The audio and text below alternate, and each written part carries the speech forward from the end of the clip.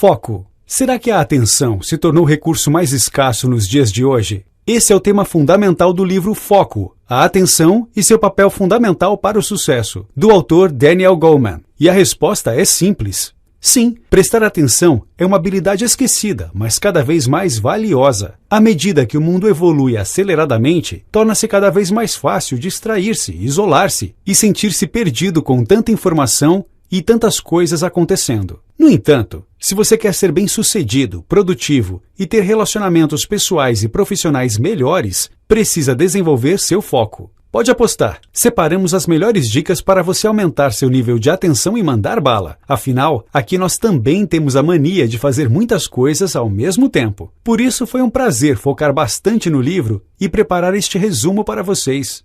Prestar atenção. Uma habilidade-chave. Muitas vezes pensamos que o mundo atual e o volume imenso de informações ao qual estamos expostos pode acabar com nossa atenção. Um grande volume de informações cria de fato a escassez de atenção. Porém, para Goleman, esse não é o principal ponto desta discussão. Isso é inevitável e temos que nos acostumar com um mundo cada vez mais acelerado. A grande verdade é que a atenção funciona como um músculo. Se você o utiliza pouco, ele pode se atrofiar. Mas se você trabalha este músculo, ele cresce e se desenvolve. Atenção é algo que molda a realidade das pessoas. Pense no quanto a sua visão de mundo é moldada pelas coisas nas quais você presta atenção. Cada coisa na qual você decide focar é um filtro na maneira como você vê o mundo e aprende. Goleman cita o grandioso mestre Yoda de Star Wars nesta passagem. Seu foco é a sua realidade. É essencial, portanto, que escolhamos com cautela onde gastamos nossa atenção, para determinar o que queremos ver e ser. 2 tipos de distrações. Existem 2 tipos principais de distrações: as distrações sensoriais e as emocionais. Distrações sensoriais são fatores externos que estimulam nosso cérebro, como por exemplo barulho, novas cores, sabores, cheiros e sensações. Ao longo do tempo, nosso cérebro é bastante eficiente para se desligar deste tipo de distração. Isso ocorre naturalmente, quando, por exemplo, você estuda e ouve música. Já a distração emocional ocorre quando, por exemplo, ouvimos nosso nome, temos um problema em nossas vidas ou terminamos um relacionamento. Aqueles que têm um foco mais imune às turbulências emocionais geralmente são menos abalados por crises e mantêm suas vidas nos trilhos durante este momento. É preciso saber lidar com esses 2 tipos de distrações para manter nossa atenção focada. Se você tem a atenção focada, o cérebro conecta as informações que já sabemos às novas informações, criando novas conexões neurais. Quando não estamos focados, nosso cérebro não faz estas conexões, o que prejudica a retenção do conhecimento. Quanto mais distraídos estamos, menos conteúdo capturamos, pois nosso cérebro fica impossibilitado de fazer as conexões entre o que já sabemos sobre um assunto específico e o que não sabemos sobre aquele assunto. Quando lemos um livro ou um resumo do 12 minutos, nosso cérebro cria uma rede de caminhos que une ideias a experiências. Para ser capaz de ler profundamente, o chamado deep reading, é preciso ter concentração constante e estar imerso no assunto. Você não conseguirá grandes resultados no seu aprendizado pulando entre fatos sobre assuntos e conteúdos diversos. Não viva no automático. O cérebro possui 2 sistemas mentais semi-independentes e cada um deles tem suas características. Um deles funciona de baixo para cima, mente bottom-up, e outro que funciona de cima para baixo, mente top-down. Entender esse funcionamento é essencial para desenvolver seu foco e saber qual área está agindo em cada momento. Mente bottom-up possui alta capacidade de processamento, resolvendo problemas de forma involuntária e automática. Não somos capazes de perceber seu funcionamento. Ela é rápida e precisa de pouca energia para funcionar. Por isso, na maioria das vezes, assume o comando. Ela gerencia nossos modelos mentais de como percebemos o mundo. Ela processa informações por associação, é intuitiva. Ela é guiada pelas emoções, portanto, é impulsiva. Ela funciona em modo multitarefas e filtra nossa percepção para nos mostrar o que ela julga relevante. Essa parte do cérebro começou a se desenvolver milhões de anos atrás, quando nossos instintos principais eram voltados para a sobrevivência. Por isso ela geralmente atua trazendo pensamentos de curto prazo, impulsos e decisões rápidas. Mente top-down. Nossa consciência reside aqui, onde temos controle e a gerenciamos através das nossas intenções. Essas atividades mentais ocorrem no neocórtex, monitoram e podem, de certa forma, direcionar a mente top-down. Ela é mais lenta e consome esforço e energia para ser utilizada. Por isso, ela não é capaz de trabalhar por muito tempo sem pausas. Requer esforço voluntário para ser utilizada. Nela mora o autocontrole, nossa capacidade de sobrepor os pensamentos da mente bottom-up. Ela é capaz de aprender novos modelos, novos planos e parcialmente tomar conta das nossas respostas mentais automáticas. Consegue processar apenas uma informação de cada vez e precisa analisar bastante antes de chegar a uma resposta. Ela se desenvolveu centenas de milhares de anos depois da mente bottom-up, dando ao ser humano a capacidade de refletir, conhecer-se, decidir e planejar. O objetivo do seu cérebro, quando se defronta com um novo estímulo, é distribuir tarefas mentais entre os dois sistemas acima, com o menor esforço possível e ter o melhor resultado. Quanto mais desenvolvemos uma habilidade e a transformamos em um hábito ou uma rotina, mais ela é passada da mente top-down para a mente bottom-up. Já ouviu falar de atletas que fazem um exercício tantas vezes que ele acaba ficando na sua memória muscular? Na verdade, o fenômeno que ocorre é o cérebro deixando essa repetição cada vez mais automatizada. Essa automatização libera nossa atenção para que possamos aprender coisas novas e nos desenvolvermos. Assim, um dos segredos de desenvolver seu foco é simplesmente transformar suas principais atividades em hábitos e fazer com que seu cérebro bottom-up consiga assimilá-los. Quanto mais você expõe seu cérebro a um volume maior de informações, sua capacidade de controlá-lo fica reduzida. Quanto mais distraído você está, mais propenso a erros, cansaço mental e estresse. Os circuitos bottom-up absorvem hábitos rápido e silenciosamente durante o dia. E embora isso seja útil se você tem bons hábitos que quer desenvolver, caso você tenha uma má rotina e muitas distrações, esse sistema também pode assimilar estas situações e entendê-las como rotinas, que criamos inconscientemente. Existem muitas armadilhas para sua mente bottom-up, muitas vezes utilizadas até mesmo por campanhas publicitárias. Lembra daquela modelo sorrindo no comercial de bebidas? Sim,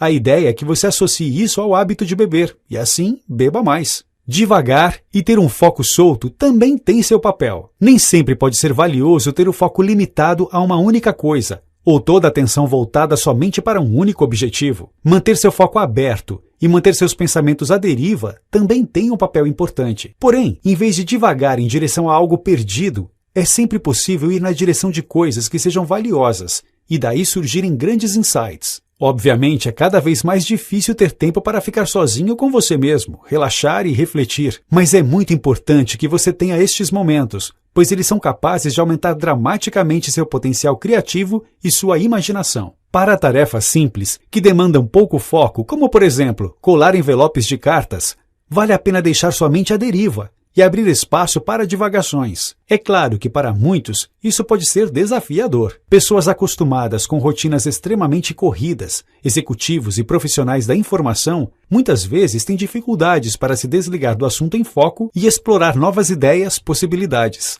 Uma técnica citada por Goleman para resolver isso foi adotada por Peter Schweitzer. Ele trabalhava com criptografia e sempre se via em situações intensas de análise de dados para desvendar combinações e segredos encriptados. Essa é uma tarefa que exige muito foco. Porém, ele decidiu realizar estas atividades enquanto caminhava, para ter mais estímulos externos e trabalhar outras áreas do cérebro. Existem também as pessoas que têm grandes dificuldades de concentração e que mantêm seus cérebros à deriva, com uma forte disposição para divagar. Estas pessoas são mais espontâneas e têm algumas habilidades interessantes, como capacidade de improvisar e fazer conexões entre áreas mais distantes do cérebro. Muitos rappers estão nessa categoria, por exemplo. Em alguns casos, isso pode até ser resultado de uma doença chamada de transtorno de déficit de atenção, ou TDA. Aprenda a ser criativo, divague com foco. Para desenvolver sua criatividade, é preciso passar por 3 etapas principais.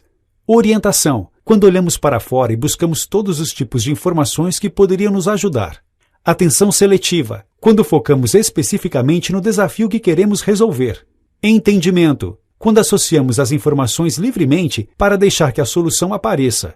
No mundo atual, onde quase todos têm acesso às mesmas informações, o valor criado vem da síntese, a habilidade de combinar ideias de novas maneiras, resolvendo problemas de alto impacto. A habilidade de divagar deixa sua mente mais livre para fazer estas combinações, enquanto uma agenda travada e cheia de compromissos te fecha para estas possibilidades. Um estudo de Harvard chamado O Poder das Pequenas Vitórias descobriu que as melhores ideias fluem quando as pessoas têm objetivos claros, mas também liberdade para saber como alcançá-los. Se você quer ser criativo, é importante sempre dar ao seu cérebro este tempo para pensar livremente. O mais importante é ter várias pequenas vitórias no caminho do seu objetivo e ir iterando até que o problema seja resolvido. Encontrando o equilíbrio. Pode parecer difícil de aceitar, mas o que mais nos distrai não são as pessoas ao nosso redor, mas sim nossa própria mente. Para conseguirmos nos concentrar, é preciso sermos capazes de silenciar nossas interrupções internas. Para atingirmos este estado, Goleman recomenda a prática da filosofia de Mindfulness. A premissa é simples. Quando nos voltamos para nossos sentidos e focamos em percebê-los a todo o tempo, os ruídos do nosso cérebro são silenciados e os circuitos mentais se aquietam para os assuntos pessoais que te distraem. Seu cérebro vive um conflito constante entre divagar e perceber exatamente onde você se encontra naquele momento. Se você usa sua energia para divagar, sua percepção do mundo naquele momento fica reduzida. Porém, se você foca em perceber o seu meio e os estímulos do mundo, seu cérebro abandona as divagações. É importante encontrar seu ponto de equilíbrio e garantir que seus pensamentos e sua performance estão indo ao encontro de seus objetivos.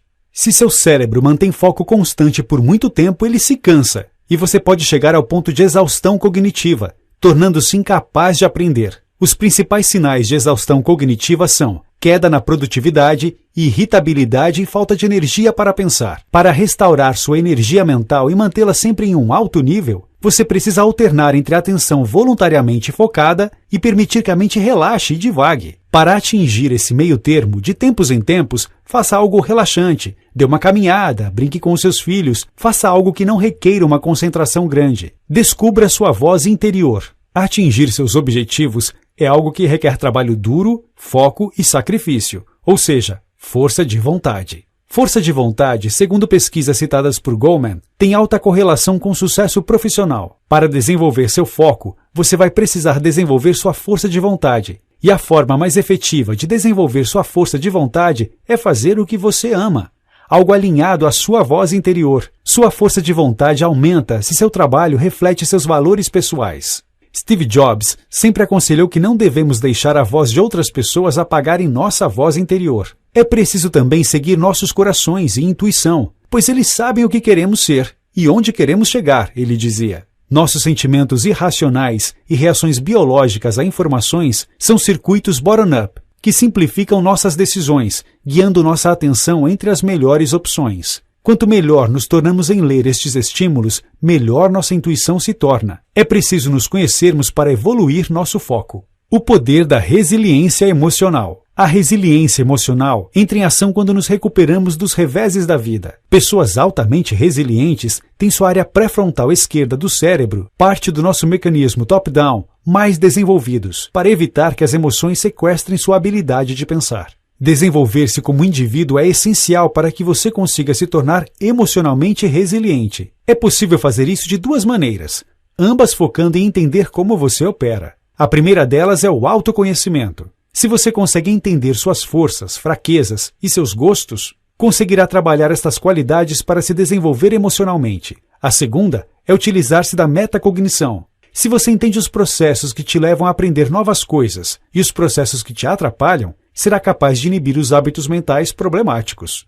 Entendendo a empatia. A empatia tem duas formas principais: a empatia cognitiva e a empatia emocional. A primeira nos capacita a ver o mundo através dos olhos dos outros e a nos colocar no lugar deles. A empatia cognitiva nos ajuda a compreender o estado mental de outras pessoas e o motivo pelo qual agem de uma maneira específica. Ela nos permite observar, por exemplo, se uma pessoa está feliz ou triste apenas olhando para sua expressão. Ela é uma empatia de leitura. Nós entendemos, mas não necessariamente simpatizamos com a causa-sentimento da pessoa.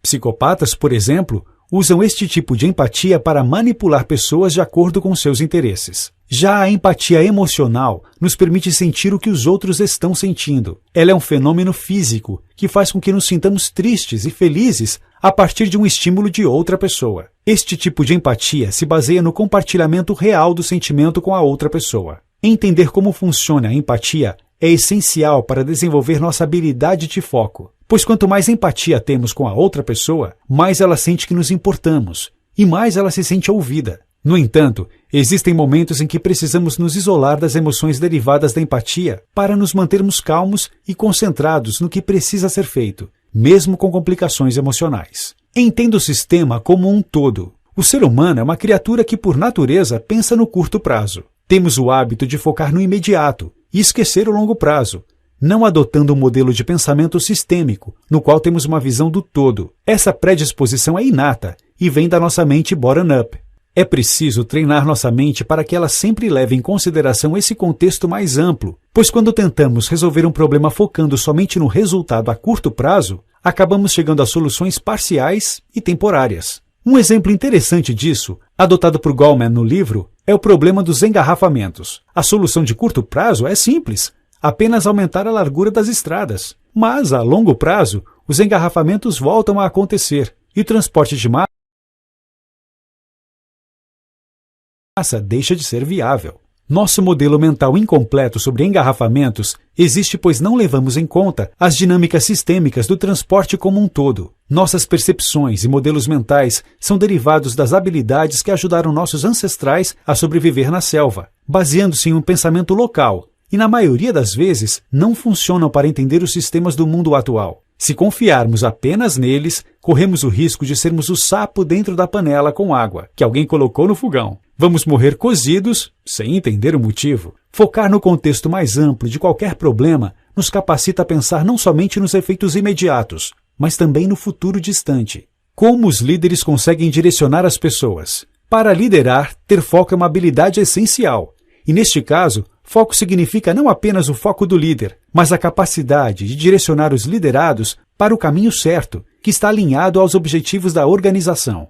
Para um líder, saber direcionar é mais importante até mesmo do que suas qualificações profissionais ou seu QI. Líderes bem-sucedidos possuem autoconhecimento e sabem capturar a atenção dos seus liderados. Sabem também que para dar direcionamento a eles, é preciso dar significado ao direcionamento.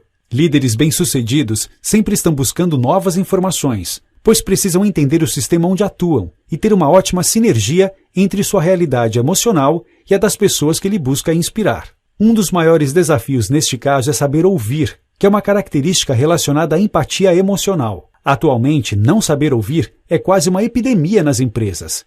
E para liderar, é preciso falar menos sobre nós mesmos e prestar atenção no que importa para os demais e para o grupo. Além disso, o bom líder também sabe que seus liderados olham para onde a sua atenção está, e por isso serve de exemplo. Por isso é importante ter um modelo claro e estratégico de foco organizacional. Steve Jobs, por exemplo, tinha uma diretriz simples, que se baseava em decidir em que não trabalhar é tão importante quanto se decidir em que trabalhar. Para criar uma estratégia bem-sucedida, é preciso ter uma atenção constante entre duas estratégias. Bons líderes são capazes de saber quando alternar entre tornar-se mais eficiente dentro do foco, a habilidade de aprender e evoluir, melhorando a capacidade atual.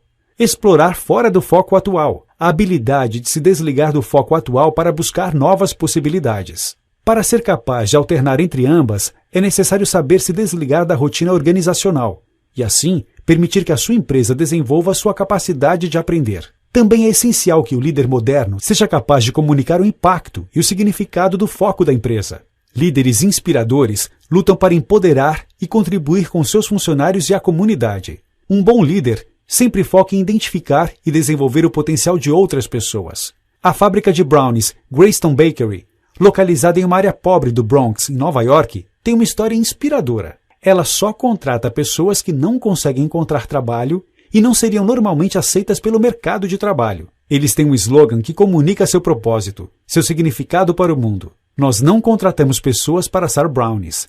Nós assamos brownies para contratar pessoas.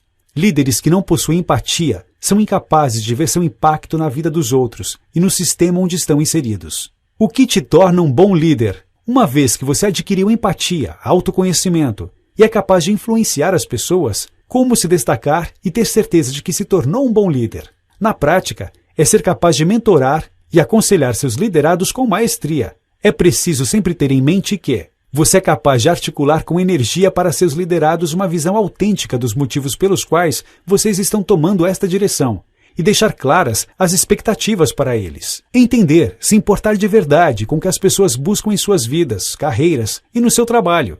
E a partir daí, dar seus conselhos. Ouvir conselhos e a experiência. Sempre colaborar com o time e saber usar o consenso quando necessário.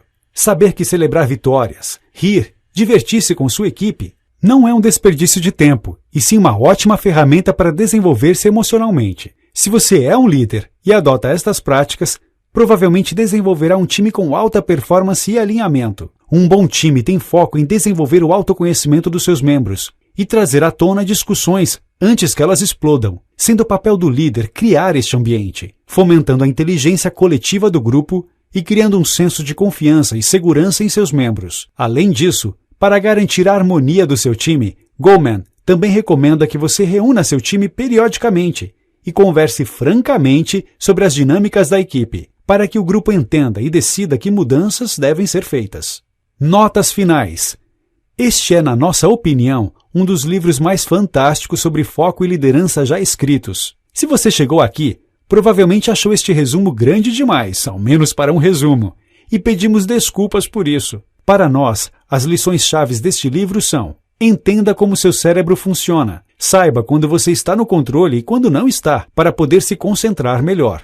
Devagar é importante. Por mais que queiramos você concentrado no dia a dia, é essencial ter tempo livre para pensar em novos problemas e ser criativo. Empatia é importante, mas é preciso saber isolá-la e usá-la de acordo com seu objetivo. Um bom líder consegue direcionar seu time para atingir objetivos audaciosos com significado. Para isso, ele precisa de autoconhecimento e de realmente se importar com seus liderados. Eu realmente recomendaria que você comprasse o livro e desse uma lida ou ao menos relesse este resumo. O conteúdo todo é imperdível.